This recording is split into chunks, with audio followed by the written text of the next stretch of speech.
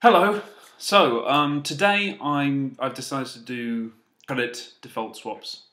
So I didn't actually know what these were before I was asked to do them, so I had to go and look them up and come up with an idea. But I think I have an explanation that will work. So imagine you've got a friend and called Tim, and you lent him £100.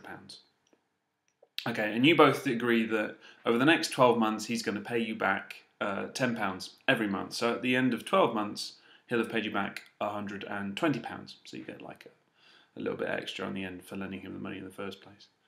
Now, what you don't know is that he's taken that £100 and he's invested it in Lady Gaga. And unfortunately, what's happened is that Lady Gaga has walked into a forest wearing a dress entirely made of meat, has been ripped apart by wolves. Now that's extremely tragic for two reasons. One, the world has lost one of its most beloved pop stars. And two, and perhaps more tragic than that, is that Tim has lost his investment and can't pay you back on the loan. So, effectively, you've lost the money that you lent to him because he can't pay you back. He decides that he's going to default on the loan. And because he's defaulted, you don't get the money back. Now imagine that you don't really trust him very much and you decide that you want to take out some insurance just in case he does something really stupid and means that he can't pay you back. Now what you can do is you can go to someone, for example, I don't know, Lucy, and you can say to her, I would like to get a credit default swap on this loan that I've just lent to Tim. And so what that means is that you will pay Lucy some money, you know, whether it might be just a one-off payment or it could be a series of payments, you know, each month, because of course he has to pay you back each month the £10. Maybe you do that. And what happens is if he defaults, Lucy will cover you for the rest of the loan. So you'll get the loan back. So it's essentially yet another form of insurance.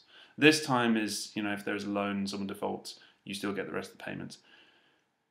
Now that sounds like it's fairly straightforward. The reason why credit default swaps are slightly controversial is you don't actually need to have been involved in the loan in order to get the credit default swap.